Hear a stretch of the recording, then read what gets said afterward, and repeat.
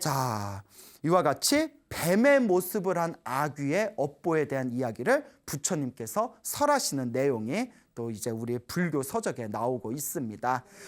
이 목련 스님이 또 어느 날 길을 걷다가 까마귀 모습을 한 아귀를 보게 됩니다. 아귀가 까마귀의 모습을 하고 있대요. 까마귀의 모습을 하고 엄청나게 고통을 당하고 있더랍니다. 그래서 목련존자는 신통력이 있으니까 일반인 눈에는 보이지 않는 그 까마귀 모습의 아귀를 다 보고 나서 이제 목련 스님의 신통의 힘으로 그 아귀에게 말을 겁니다.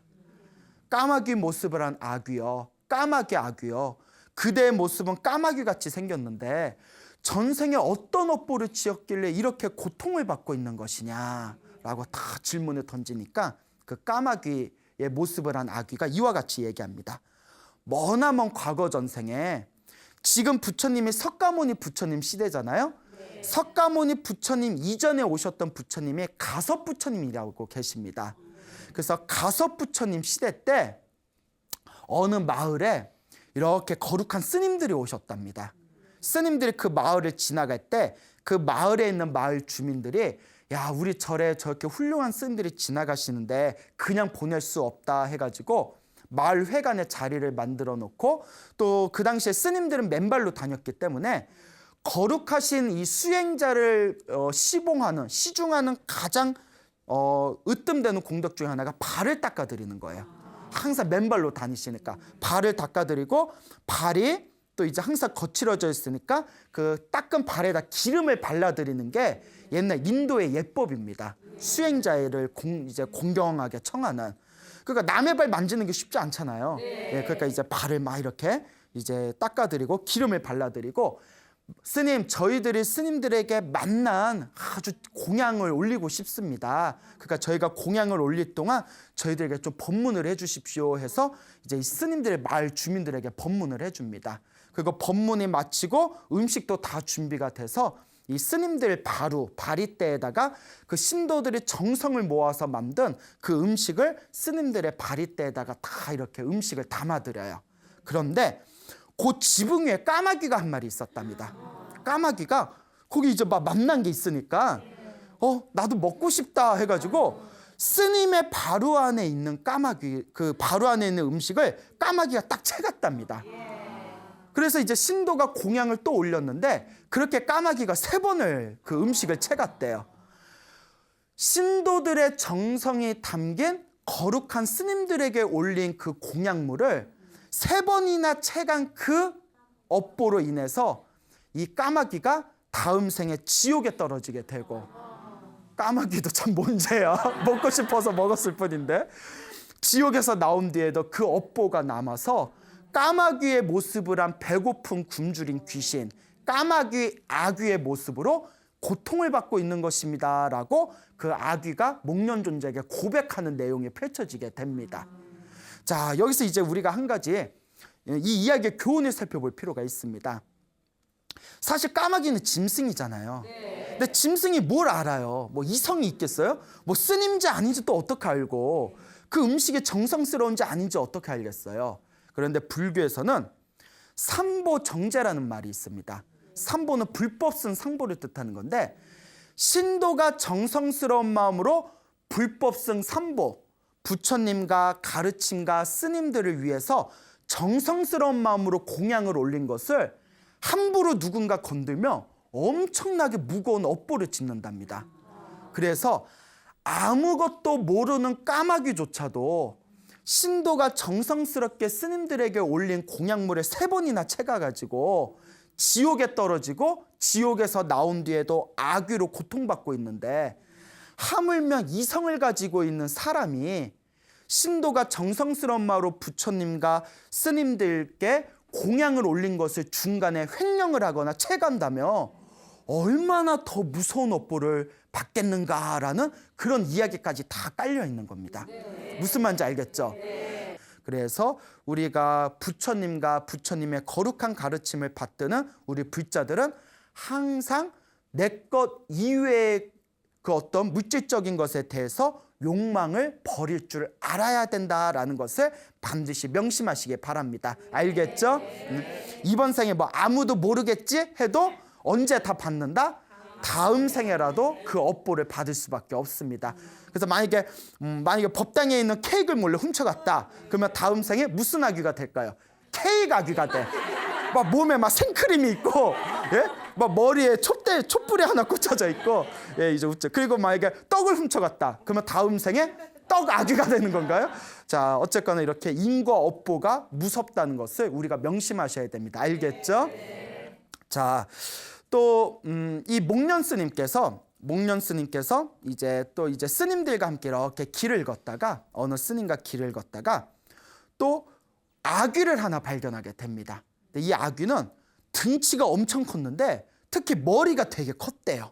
엄청나게 머리가 컸는데 머리 뒤에 큰 망치가 있었답니다. 큰 망치가 있어서 망치가 허공에 있는 그 아귀 머리 위에 있는 망치가 아귀의 머리를 막 쉴 새 없이 내리치는 거예요. 그러다가 머리가 어떻게 될까요? 퍽 하고 깨지겠죠. 그러니까 아귀가 막 고통스러워서 악 하고 비명을 지르면서 머리가 턱 하고 깨졌는데 깨진 머리 자국에서 뭐가 다시 생긴다? 머리가 다시 생기는 거예요. 그리고 망치가 또 막 머리를 깬다는 거예요. 그게 계속 반복되는 거예요. 얼마나 괴로울까요? 죽어도 죽는 게 아니에요. 그러니까 웃음이 나와요. 이런 무서운 얘기를 듣고. 자, 그래서 와, 이거 실제로 보면 우리 심장이 멎어버릴 거예요. 그런데 우리의 목련스님은 그걸 보고 처음 보는 아귀네 하고 미소를 짓습니다. 예? 이제 씁쓸한 미소를 지으셨겠죠. 아유, 또 무슨 업보를 줬길래 저렇게 고통을 당하는 걸까. 그렇게 이제 싹 미소를 지으시면서 또 미소를 짓고 있으니까 옆에 스님이 물어보는 거예요. 목련스님이시여, 금방 길을 걷다가 미소를 지으셨는데 왜 그런 씁쓸한 미소를 지으십니까? 무엇을 보고 지으셨습니까? 그 이유 좀 얘기해 주십시오 하니까 이 목련스님이 아까와 같이 지금 질문할 때가 아닙니다. 좀 이따 부처님께 인사를 드릴 텐데 부처님 앞에서 다시 질문을 하시기 바랍니다. 탁발을 마치고 이제 석가모니 부처님이 계신 사원에 가서 부처님께 인사를 올립니다. 그때 그 옆에 있던 스님이 목련 스님이시여, 아까 길을 걷다가 허공을 보고 혼자 싹 미소를 지으셨는데 제가 왜 웃습니까? 여쭤보니까 지금 질문하지 말고 부처님 앞에서 질문을 하라 했지 않습니까? 지금이 바로 그때입니다. 왜 그때 씁쓸한 미소를 지으셨습니까? 그때 목련 스님이 자기가 본 이야기를 그대로 해줍니다. 큰 아귀가 있었는데 특히 머리가 되게 크더라. 그 아귀의 머리 뒤에 큰 망치가 있었는데 큰 망치가 그 아귀를 계속 머리를 막 내리치더라. 그리고 머리가 퍽 하고 깨졌는데 깨진 자국에서 다시 새 머리가 나오고 또 망치가 머리를 막 깨더라. 그게 계속 무한으로 반복되더라. 그래서 너무나 그런 모습을 보고 내가 씁쓸한 미소를 짓게 되었다. 그래서 그 아귀를 큰 망치 아귀라고 부릅니다. 무슨 아귀? 큰 망치 아귀. 예, 이번엔 또 무슨 업으로 그런 큰 망치 아귀의 업보를 받게 되었을까요? 근데 그 이야기를 듣고 주변에 다른 제자들이 믿어요, 안 믿어요? 안 믿죠. 에이, 그런 게 어딨어요. 목련 스님 뭐 시나리오 쓰셔도 되겠네. 뭐 약간 이런 분위기가 됐겠죠. 그런 게 어디 있습니까? 우리도 그 동네 왔다 갔다 해봤지만 우리 한 번도 못 봤습니다. 그때 이때 또 부처님께서 싹 나서시죠. 아니다 제자들아, 그렇게 얘기하지 말아라. 목련 스님은 그대들이 볼 수 없는 것을 꿰뚫어 본다. 나도 부처인 나도 깨달음을 얻고 부처가 된 뒤에 그 큰 망치 아귀를 실제로 본 적이 있다. 하지만 내가 이야기를 하지 않은 것은 내가 이야기를 해도 믿으니까 안 믿으니까. 어차피 중생들이 안 믿고 오히려 부처님의 말씀을 비방할까 봐 나도 일부러 말하지 않은 것뿐이지 목련이 본 것은 사실이다라고 부처님께서 증명을 하십니다. 그러니까 제자들이 놀라면서 거룩하신 세존이시여, 그 큰 망치의 아귀는 어떤 인연이 있었기에 그와 같이 무서운 업보를 받은 겁니까? 저희들을 위해서 가르침을 내려주십시오라고 청을 올리게 됩니다. 그래서 부처님께서 다음과 같은 이야기를 하십니다. 머나먼 과거 전생에 어느 절름발이가 있었는데 이 절름발이가 엄청난 기술 하나가 있었대요. 그 기술이 새총을 쏘는 거였대요. 새총 아시죠? 새총. 이렇게 돌 놔서 딱 하는 거. 얼마나 백발백중이었는지 멀리서 나뭇잎에다가 새총을 쓰면 이렇게 동물 모습을 이렇게 만들어낼 정도였대요. 동물 모습을 막 이렇게 쏴가지고 가까이 보면 막 토끼 모습도 있고 뭐 소모 돼지 모습도 있고. 그 애들이 너무나 신기해서 아저씨 우리 뭐 코끼리 만들어 주세요 하면 새총을 쏴서 나뭇잎에다 코끼리 모양을 만들고, 아저씨 뭐 이번에는 호랑이 모습으로 만들어 주세요 하면 호랑이로 만들어 주고. 그러니까 애들이 아저씨가 막 이렇게 그 새총을 쏴가지고 동물 모습의 나뭇잎으로 이제 만들 때마다 아이들의 박수를 치면서 막 먹을 것도 갖다 주고 뭐 엿도 갖다 주고 동전도 갖다 주니까 수입이 쏠쏠한 거예요. 예? 그래서 이제 그걸로 하루하루 먹고 사는 그 이제 새총 쏘는 그 사격수가 있었는데, 어느 날 그 나라의 왕이 산책을 나왔다가 날씨가 더워서 그 나무 밑에서 잠시 이렇게 누워가지고 그늘 밑에서 잠시 휴식을 취했답니다. 근데 나뭇잎이 이상한 거예요. 나뭇잎이 왜 이러지? 저기 뭐야, 이거 벌레가 다 이거 쏘아 먹었나? 그러니까 자세히 봤더니 다 동물의 얼굴 모양인 거예요. 깜짝 놀래가지고 야, 이걸 누가 이렇게 만들었냐 하고 신화를 풀어서 이제 찾아봤더니 그 이제 절름발이인 그 새총 사격수가 새총으로 그 나뭇잎을 동물 모습으로 만들었다는 걸 알게 됩니다. 야, 정말 백발백중 기가 막힌 그런 새총 사격수구나. 그래서 그 절름발이 새총 사격수를 딱 불러가지고 부탁을 합니다. 잘 됐다. 내가 실은 고민이 있다. 나에게 신하가 있는데 이 신하가 너무 말이 많다. 그래서 회의 시간에 하도 말을 많이 해가지고 내가 너무나 힘들고 지친다. 그러니까 이 말 많은 신하가 말을 할 때마다 뒤에 몰래 숨어가지고 새총에다가 염소똥, 동글동글한 염소똥 있죠. 염소똥을 입에다 좀 이렇게 좀 튕겨다오라고 이제 부탁을 하는 거예요. 그러니까 이제 요 새총 사격수는 왕이 이제 부탁을 한 거니까 그 정도면 쉽습니다. 뭐 저 나뭇잎에도 쏘는데 그게 뭐가 문제겠습니까? 이러면서 하겠습니다 하니까 왕이 이제 고용을 합니다. 정식으로 고용을 해서 이제 몰래 왕실에 데려가 가지고 왕실 뒤에 이제 회의장 뒤에다가 이제 커튼을 칩니다. 그 커튼에다가 살짝 칼로 짠 뒤에 이렇게 밖에서 살짝 보이게 커튼을 살짝 찢어 놓습니다.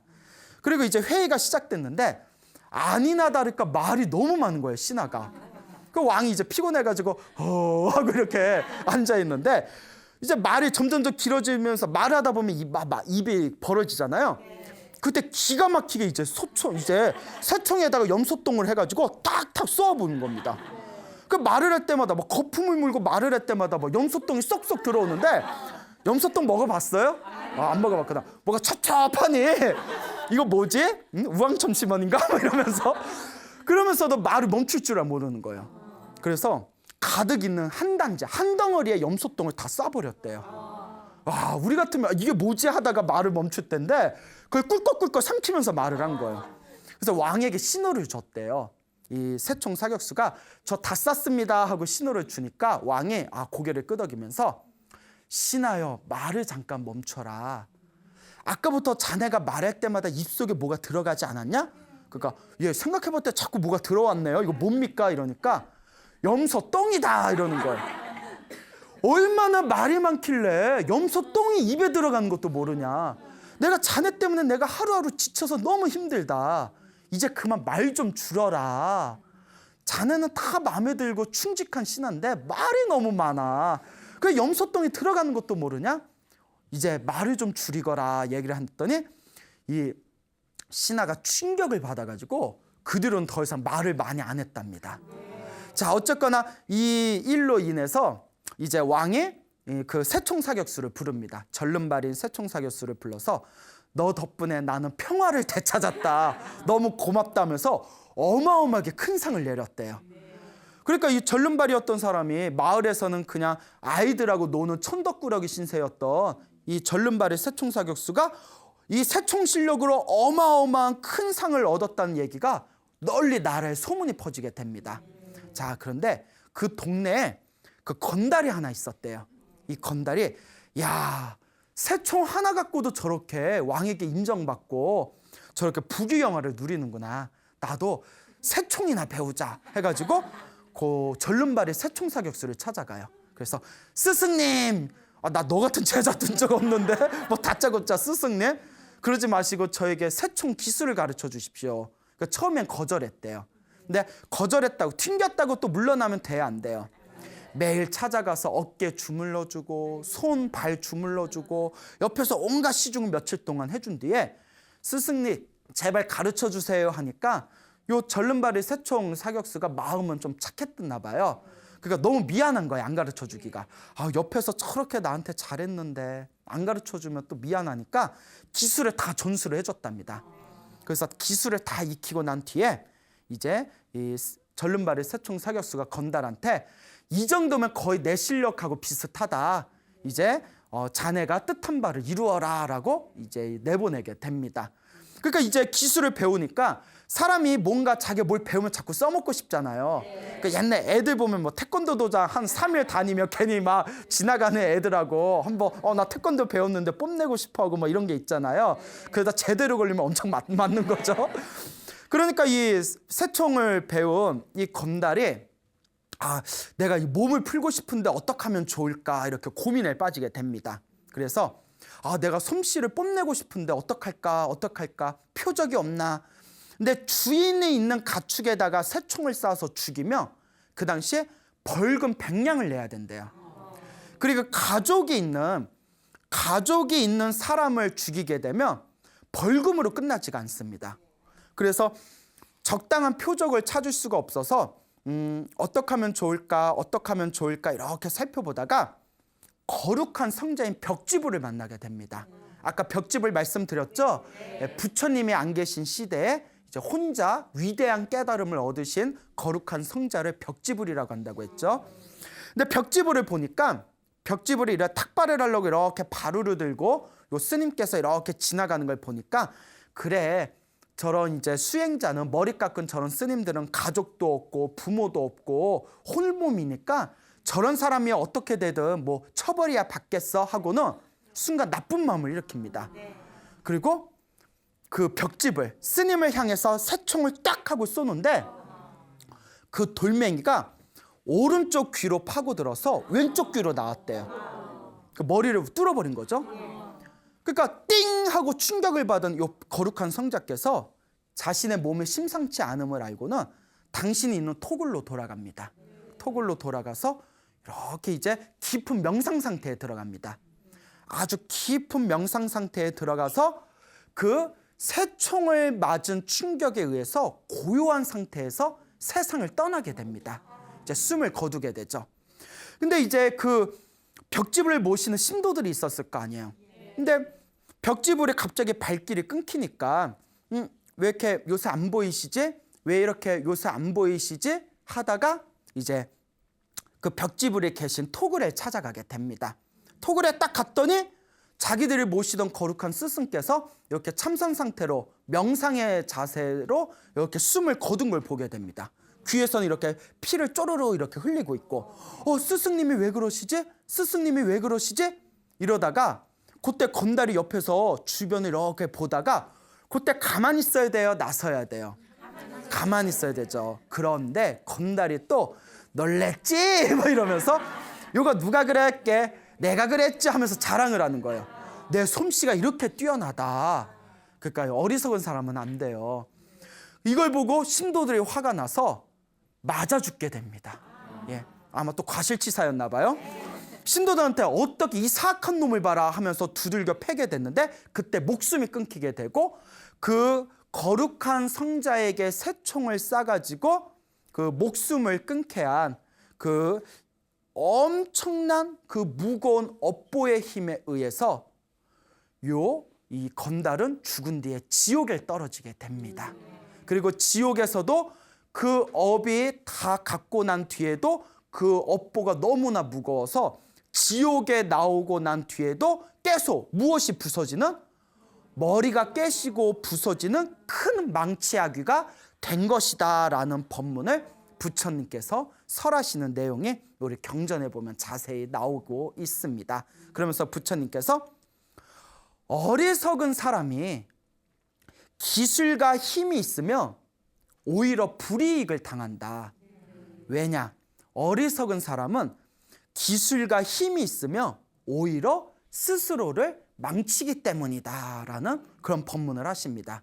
그러니까 우리 주변에 보면 착한 사람이, 선한 사람이 힘과 권력과 기술이 있으면 다른 사람을 위해서 사용하잖아요. 근데 어리석고 욕심 많은 사람이 권력이나 힘이나 기술이 있으면 자신의 욕망을 채우는 데에만 몰두하고 다른 사람들에게 폐를 끼치지 않습니까? 그렇기 때문에 지혜가 없고 어리석은 사람은 오히려 기술이나 힘이 있는 것이 오히려 자기의 업보를 더 무겁게 하는데 사용할 수가 있기 때문에 항상 조심해야 된다라고 부처님께서 설하고 계십니다. 자, 이렇게 오늘 아귀에 대해서, 이 아귀의 그 어떤 업보에 대해서 오늘 주제를 가지고 말씀을 드렸는데, 첫 번째 아귀가 뱀 모습을 한 아귀였죠. 뱀의 모습을 한 아귀의 모습이었고, 또 두 번째가 뭐였죠? 까마귀의 모습이었고, 그 기억하시네요. 네. 그 다음에 세 번째가 뭐였죠? 그렇죠. 큰 망치가 머리를 깨부시는 아귀의 업보에 대해서 말씀을 드렸습니다. 또 경전에 보면 이 외에도 수많은 아귀들의 업보들이 줄줄이 나오고 있습니다. 그러면서 부처님께서 하시는 말씀이 내가 지은 업보는 반드시 누가 받는다? 내가 받는다고 말씀을 하셨습니다. 그래서 우리 불자들은 살아가면서 제일 중요한 게 제일 먼저 일단 악업을 지어서는 안 됩니다. 무엇을 지어서는 안 된다? 악업을 지어서는 안 되고, 그 다음에 중요한 게 혹시 악업을 지어놓은 게 있다면 다음 생에 그 업보를 당하기 전에 이번 생에 죽기 전에라도 연부를 하든 경전을 읽든 절을 하든 기도를 하고 복을 지어서 내가 지었던 악업을 조금이라도 녹여야 됩니다. 그러니까 우리가 살아오면서 착한 일만 하면서 살아오지는 않았지 않습니까? 여러분도 뒤돌아보면 왠지 실수하고 후회하는 일들이 있잖아요.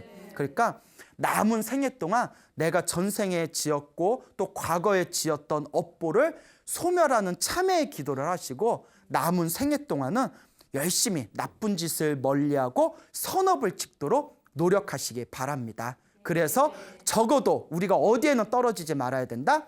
지옥, 악귀, 축생, 사막도에는 떨어지지 말고, 그리고 열심히 기도해서 다음 생에는 부처님이 계신 불국토에 태어나기를 다 함께 발언해 봅시다. 알겠죠? 네. 자, 여러분 행복해지고 싶습니까? 네. 행복한 삶을 창조하고 싶습니까? 네. 복을 지으십시오. 선업을 지으십시오. 공덕을 쌓으십시오.